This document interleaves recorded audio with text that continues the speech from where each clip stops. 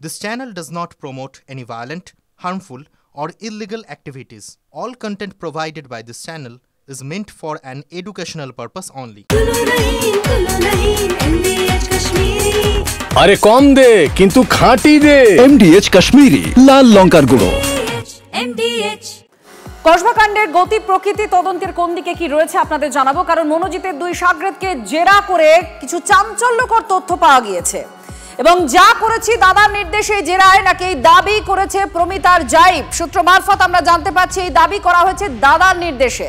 মনোজিতের কথাতেই করা হয়েছিল ধর্ষণের ভিডিও, ব্ল্যাকমেল করার পরিকল্পনা ছিল মনোজিতের। এই চাঞ্চল্যকর তথ্য সামনে আসছে। সুপ্রিয় আমাদের প্রতিনিধি আরো জানাচ্ছেন। সুপ্রিয়, একের পর এক চাঞ্চল্যকর তথ্য সামনে আসছে, কি তথ্য আর কি জানা, পুরো মাস্টার প্ল্যান কে করেছে, এখনো পর্যন্ত পুলিশের গতি প্রকৃতি তদন্তের কি রয়েছে? দেখো, মনোজিতের দুই সহযোগী এবং এই যে নিরাপত্তারক্ষী তাদেরকে দফায় দফায় জিজ্ঞাসাবাদ চলছে। আর সেই জিজ্ঞাসাবাদের মধ্যে দিয়ে যে সমস্ত তথ্য উঠে এসছে তাতে কিন্তু তদন্তকারীরা কোথাও গিয়ে মনে করছেন গোটা ঘটনাটাই ঘটানো হয়েছিল একেবারে সুপরিকল্পিতভাবে। কেন বলা হচ্ছে কথা বা তারা কেন অনুমান করছেন এই বিষয়টা, কারণ এই যে জয়ীব এবং প্রমিত এই যে দুই সহযোগী তারা ইতিমধ্যেই যেটা দাবি করেছেন বলে আমরা পুলিশ সূত্রে জানতে পারছি যে ঘটনার দিন যা যা করেছি সবটাই দাদার নির্দেশে করেছি। দাদা অর্থাৎ মনোজিতের নির্দেশেই বা দাদার কথা রাখতেই তারা সমস্তটা করেছিল বা দাদার নির্দেশ পালন করেছিল। এমনকি সেক্ষেত্রে জয়ীব এবং প্রমিত তারা তদন্তকারীদের জিজ্ঞাসাবাদের মুখে আরও যেটা দাবি করেছে যে দাদাই তাদেরকে বলেছিল ভিডিও তুলে রাখতে, এমনকি ওই ভিডিও দেখিয়ে যাতে পরবর্তীতে বা ওই ছবি দেখিয়ে যাতে পরবর্তীতে ওই ছাত্রীকে আবারও ব্ল্যাকমেল করতে পারে, এমনকি পরবর্তীতে যাতে আবারও ঘনিষ্ঠ হতে পারে সেই কারণেই ভিডিও তুলে রাখতে বলেছিল। অর্থাৎ ভিডিও তুলে রাখার মূল উদ্দেশ্য ছিল ব্ল্যাকমেল করা, এমনকি পরবর্তীতে যাতে আবার ওই ছাত্রীর সঙ্গে মনোজিৎ সে ঘনিষ্ঠ হতে পারে। আর সেই কারণেই সে তার দুই সহযোগী প্রমিত এবং জয়ীবকে সে নির্দেশ দিয়েছিল, এমনটাই কিন্তু তার দুই সহযোগী পুলিশি জিজ্ঞাসাবাদের মুখে জানিয়েছেন। যদিও ধৃতদের এই বয়ান কতটা সত্যি বা বয়ানের যথার্থতা কতটা সেটাও কিন্তু যাচাই করছেন তদন্তকারী আধিকারিকরা। তার পাশাপাশি তোমাকে আরও যেটা জানাবো যে ইতিমধ্যেই তদন্তকারীরা ঘটনার দিন অর্থাৎ 25 তারিখ বিকেল 4টের পর কলেজে ছিল এমন 17 জন পড়ুয়ার তালিকা তৈরি করেছে। তাদের মধ্যে দুজনকে ইতিমধ্যে জিজ্ঞাসাবাদ করে তাদের স্টেটমেন্ট রেকর্ড করা হয়েছে। বাকিদেরও দফায় দফায় ডেকে অর্থাৎ বাকি যে 15 জন রয়েছে তাদেরকেও দফায় দফায় ডেকে জিজ্ঞাসাবাদ করা হবে এবং সেক্ষেত্রে এদের কাছ থেকে পাওয়া বয়ানের ভিত্তিতে বা পারিপার্শ্বিক যে সমস্ত তথ্য প্রমাণ এখনো পর্যন্ত তদন্তকারীদের হাতে উঠে এসছে তার সঙ্গে সবটা কিন্তু মিলিয়ে দেখতে চাইছেন। তবে সবথেকে যেটা গুরুত্বপূর্ণ এই যে জয়ীব এবং প্রমিত তারা যেটা দাবি করছেন যে যা করেছেন সবটাই দাদার নির্দেশে করেছেন, দাদার কথা রাখতেই কিন্তু তারা ভিডিও তুলেছিলেন, এমনকি এই ভিডিও দেখিয়ে যে পরবর্তীতে ব্ল্যাকমেল করা, এমনকি আবারও যাতে সম্পূর্ণটা পরিকল্পনার মধ্যেই ছিল। ধন্যবাদ আমাদের সঙ্গে থাকার জন্য। সুপ্রিয় আমাদের প্রতিনিধি যেটা জানাচ্ছিলেন, খুব চাঞ্চল্যকর বিষয়, একটা কলেজের মধ্যে কাউকে নির্যাতন করা হবে বা তার সঙ্গে অশালীন বা ঘনিষ্ঠতা করা হবে, এই পুরোটা প্ল্যান করা হয়েছিল, তার ভিডিও তুলে রাখা হয়েছিল, সেটাও প্ল্যানের অঙ্গ, যাতে পরবর্তীতে ব্ল্যাকমেল করে আরো ঘনিষ্ঠ হওয়া যায়, সম্পর্ক তৈরি করা যায়। এমন প্ল্যান হচ্ছে কলেজ ক্যাম্পাসের ভেতরে। টিএমসিপির একজন নেতা আর পড়ুয়া কলেজে তারা এই প্ল্যানের অংশীদার। চাঞ্চল্যকর এই তথ্য এখন উঠে এসেছে কসবাকাণ্ডে পুলিশের তদন্তে, এমনই সূত্র মারফত জানা যাচ্ছে।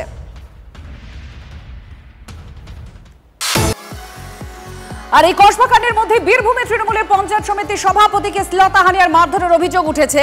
কাঠগড়ায় দলেরই বেশ কয়েকজন কর্মী। মহিলার দাবি, পঞ্চায়েত সমিতির কাজের জন্য এক তৃণমূল নেতার বাড়িতে তিনি যান আর সেখানেই তাকে আপত্তিকর কথা বলার হয়, তখন তিনি প্রতিবাদ করেন আর তখনই তাকে শ্লীলতাহানি করা হয় বলে অভিযোগ। মারধরও করা হয় এক তৃণমূল কর্মীকে। আহত তৃণমূল কর্মী সিউড়ির সুপার স্পেশালিটি হাসপাতালে ভর্তি। মিথ্যে অভিযোগ করছেন ওই মহিলা, দাবি অপর পক্ষের। আজকে আমি যখন সিউড়ি থেকে বাইপাস রোডে যাচ্ছিলাম তখন ওরা আমার পেছন ধাওলায়, তারপর আমাকে ওরা জোর জবরদস্তি করে শ্লীলতাহানির চেষ্টা করে, মারা ধরা করে, শারীরিকভাবেও আমাকে নির্যাতন করে, এমনকি আমার ওড়নাটাও ছিঁড়ে দেয়, গলা ফাঁস দিয়ে মারার চেষ্টা করে, পেটে লাথি মেরে ফেলে দেয় নানানভাবে। তারপর গালাগালি তো আছে, জুতোতে করে বেরোনো, সব রকমই করেছে ওরা। তারা ছিল বকুল মানে ভাই ছিল, বুবাই, নওশদ, বুলবুল, তারপর জাহাঙ্গীর। আমি যদি একটা পঞ্চায়েত সমিতির সভাপতি হয়ে যদি আমাকে এভাবে ওরা নির্যাতন করে তাহলে আরো মানে মহিলারা কিভাবে সেফটি। পঞ্চায়েত সমিতির সভাপতি রাস্তায় আসছিল, কিছু দুষ্কৃতী ওকে হ্যাকেল করে বিভিন্ন রকম ভাবে ওকে তুলে নিয়ে যাওয়ার সাইডে কোথাও চেষ্টা করে, আমার যত ধারণা এবার রেপ টেপ করবে নাকি আমি জানি না। আমি বাধা দিলে আমাকে পিছন থেকে আঘাত করে এবং আঘাত করে বোবাই বলে ছেলেটা শাবল কিংবা কোনো আগ্নেয়াস্ত্র কিছু দিয়ে আঘাত করে। আপনারা ফিল্ডে যান, সেখানেই বুঝতে পারবেন ঘটনাটা কি। সবকিছু বকুল কখনো অশ্বিনীকে জড়িয়ে নিজেরা পার পাওয়ার ব্যবস্থা করছে, সেটা ঠিক নয়। আমরা এতই পাগল মানুষ নয় যে কোনো মহিলাকে জঙ্গলের দিকে টেনে নিয়ে যাবে দিনের বেলায়। হ্যাঁ, কি ধরনের অভিযোগ এটা আমি তো খুঁজে পাচ্ছি না।